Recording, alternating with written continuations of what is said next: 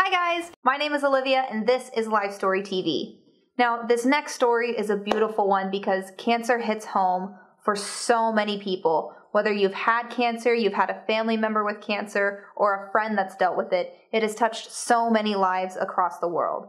So keep watching, I know you're going to love this video, and I'll see you guys in a little bit. I'm Michele Willet and this is my story.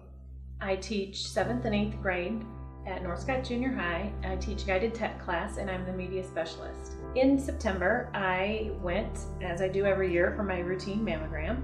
And I went to a different place this time, but they told me it was the same doctors. I'd never been there before, but I wasn't sure what to expect. I had my mammogram and went home.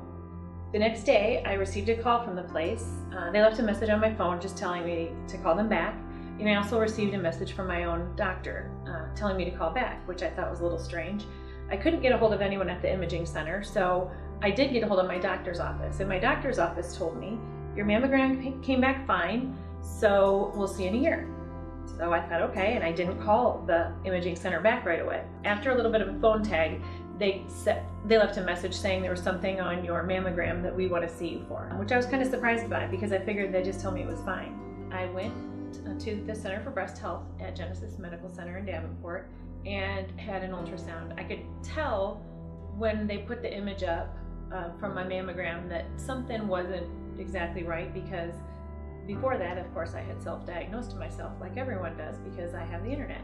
I was glad that my doctor said right away, I see something here that I don't like. She said, we're taking it out. I'm going to schedule you with a surgeon to have it removed.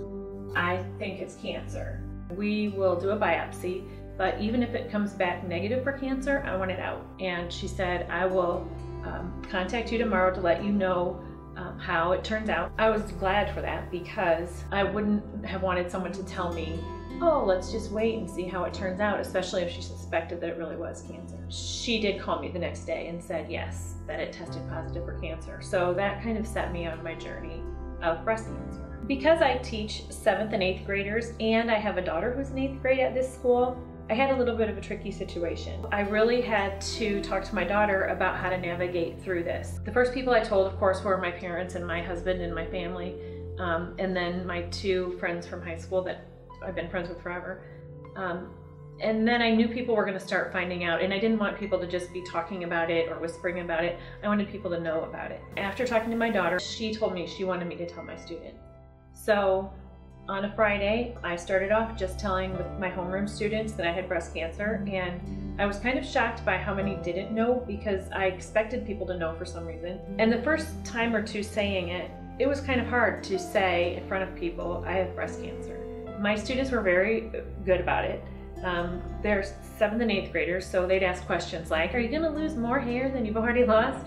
Which I think is funny. Or they'd tell me stories about how someone in their family had died of cancer, and or how one student told me that his mom had had breast cancer a couple years ago and she's fine now. So I just kind of let them express themselves the way I felt like they needed to express themselves. After that, I went on Facebook and I posted just a big long thing about it because people were starting to find out and I wanted people to know the facts about it and what was going on so that I didn't have to keep saying it over and over. It was a lot easier for me to just write the whole thing because then I knew I would cover everything and not forget. Like if I was talking to someone, I may forget things, and I wanted everyone to have the same information basically. And it was just kind of unloading to let me write it all out, sort of unloaded that burden. I was diagnosed with breast cancer on September 22nd of 2015. When I met with the surgeon, the appointment we ended up making was for October 30th. So I was surprised that it was that far out. The doctor went in and he removed the tumor and he removed 14 lymph nodes, and 3 of them did have cancer. Because of that, it changed my stage from stage 1 to stage 3, which is still treatable. They also told me, my surgeon told me, that I'd probably need chemotherapy now that it was in the lymph nodes. So I meet with an oncologist on November 24th, which is coming up in about a week, to discuss my options. You know, there were a couple of rough times where I just cried or I just had to process it. Little things would kind of get me going. My sister-in-law sent me a text and said, I just need to hear your voice. And that was one of the times where I thought, oh God, that put me over the edge. But mostly I was okay. and kind of I've always looked at this like, you know, this is gonna suck for a while and then it's gonna be fine. I've never thought this is a death sentence. I've always thought lots of people go through this and I'm going through it too, and so it is what it is.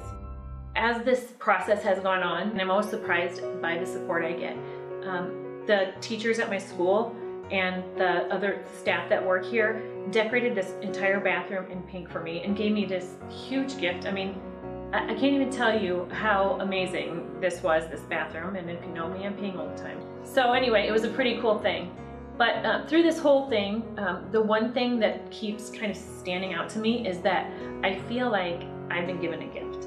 And even though I have this diagnosis, I feel like I've seen things that I've seen something other people don't get to see, and that is how many people I have supporting me. So I am amazed and humbled by how much support I've gotten and my family has gotten. That has been the most amazing part of this journey, and that is just to feel and know how many people love me and care about me. That is something that would have never happened without this, and so I'm thankful for that. I just wanted to say thank you for Michele for coming on my channel and sharing her amazing story. Do you have anything else that you want to say to your viewers before we go? I would like to say this. Everybody has been affected by cancer. I don't know anybody who doesn't have a story with cancer. My mother-in-law passed away from cancer, and it was just a hard time watching her go through that. So one thing that I kind of decided very early on was just to let people express themselves in a way that meant something to them, because everyone has been touched by cancer. So I recognize that other people's story isn't the same as mine. So that's something that I've always done. And I'm at the very beginning of this. So I still have, you know, a lot more to go through, I think, but it's just one step at a time. And sometimes you might get knocked down and then you just get back up and keep going, because you have to go anyway, you know, healthy or not healthy, you still have to go forward. Awesome. All right, well, thanks again for coming on. Don't forget to like and subscribe and share the story with your friends, because I know it can help so many people. Thanks, guys. We'll see you again in 2 weeks. Bye. Bye.